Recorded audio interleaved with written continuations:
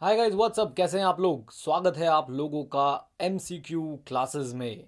मैं लेने वाला हूं सर आपके साथ कुछ एमसीक्यूज टैक्सेशन के। और सर आप लोग ज़रा इसमें पार्टिसिपेट करिएगा, अपने मार्क्स कैलकुलेट करते रहिएगा अपने पास बैठ के। हर क्वेश्चन का 1 मार्क है और जितने भी आपके मार्क्स आए कमेंट बॉक्स में ज़रूर कमेंट करें। आंसर में डाउट है, क्वेश्चन में डाउट है, ज़रूर कमेंट बॉक्स में कमेंट करें। और जिन लोगों को आता है मेरी उनसे रिक्वेस्ट है कि आपस में आप लोग बातचीत करें और सबके डाउट्स रिजॉल्व करें। Right. So guys, let's start tax MCQs with Neeraj Arora, that is me. And yes, याद रखें CIPC टैक्स बोले तो नीरज अरोड़ा। सर हम लोग लेके आते हैं आपके लिए बहुत सारे रिवीजन वीडियोस, बहुत सारी अमेंडमेंट वीडियोस और अब ये MCQ वीडियोस। टैक्सेशन जो है, जो मेरा सब मेन सब्जेक्ट है एंड आई लव इट। पढ़ाने में बहुत मज़ा आता है, बहुत इन्जॉय करता हूँ मैं। अपनी क्लासेस में बहुत बार बच्चों को एक ही चीज़ रिपीट करवा करवा के उन्हें याद करवा देता हूँ। चलिए अब हम लोग आगे बढ़ते हैं और कुछ देखने की कोशिश करते हैं। तो पहला MCQ ये रहा आपके सामने।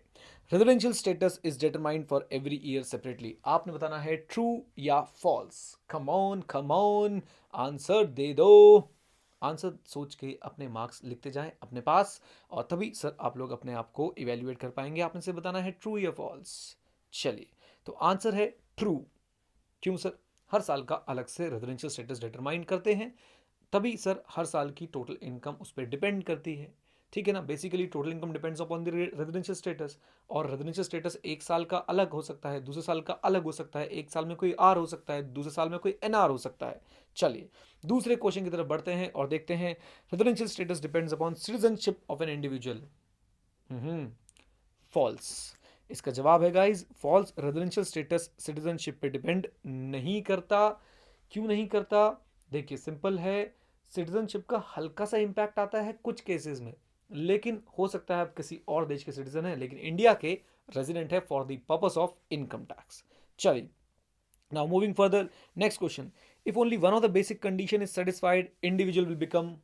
बोलिए बोलिए। अगर सिर्फ एक ही बेसिक कंडीशन सेटिस्फाइड है तो इंडिविजुअल क्या बन जाएगा? Answer is resident. अगर आपने सोचा था कि नॉन रेजिडेंट बनेगा तो आप हैं बहुत बड़े पापी। नॉन रेजिडेंट नहीं बनेगा भाइयों। एक बेसिक कंडीशन सेटिस्फाइड होनी चाहिए रेजिडेंट बनने के लिए। राइट। चलिए अगला question. If only one of the basic condition satisfied and, अरे ये तो रिपीट हो गया मेरे ख्याल से। जरा ऊपर वाला क्वेश्चन देखें। ठीक है। Resident. Okay this question is repeated, sorry for that, really sorry for that. इसका आंसर भी मार्क कर लेते हैं। चलिए ये क्वेश्चन का आंसर मैं आपको बता ही देता हूँ, हमें पता ही है। Individual become will become what? Resident. तो इसका भी मैंने आपको मार्क दे दिया। चलिए खुश रहिए। देन अगला क्वेश्चन है, a partnership firm can be classified as ROR RNOR। True और फॉल्स। आपने बताना है क्या एक पार्टनरशिप फर्म को हम ROR RNOR की तरह क्लासिफाई कर सकते हैं? जल्दी से मुझे बताइए, हाँ या ना। Answer is false. A partnership firm can never be classified as ROR RNOR. Only an individual can be classified or an HUF can be classified as ROR and RNOR.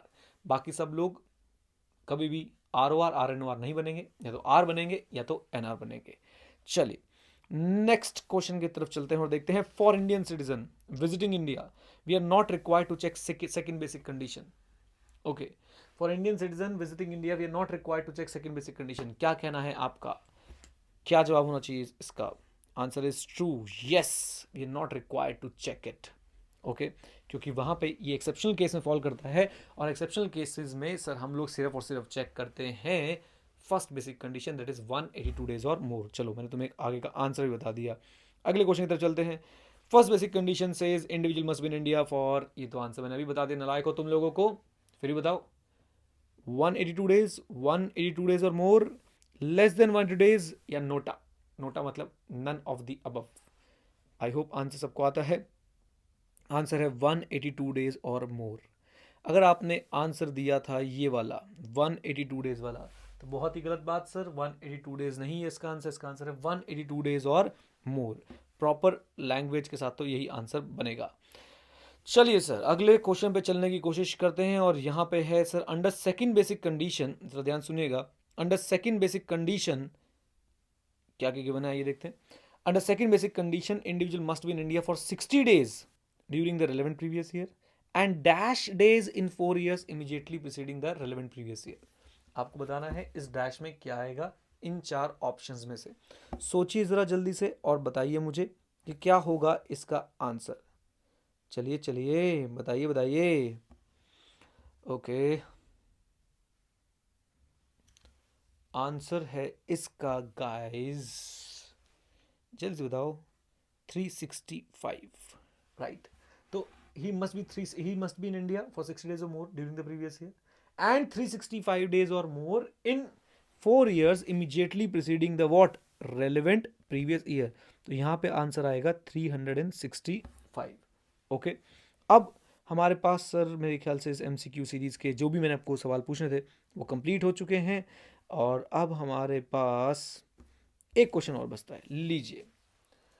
If an individual satisfies one of the basic condition and both the additional condition, he will become what?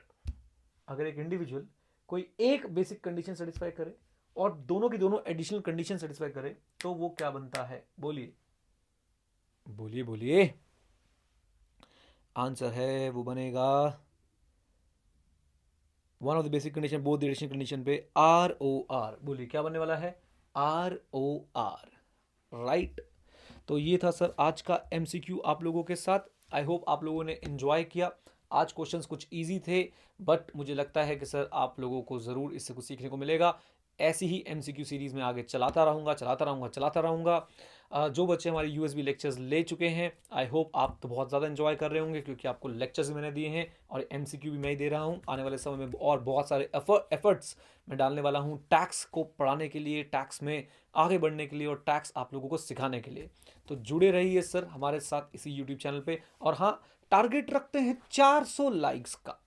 क्या इस video पे 400 likes आ सकते हैं? पिछली video को 500 like का था, आ गया था। इस बार टारगेट क्यों घटा रहा हूँ? जल्दी जल्दी लाइक करके 400 कंप्लीट करो, तभी मैं नई वीडियो डालूंगा ना जल्दी से, ठीक है।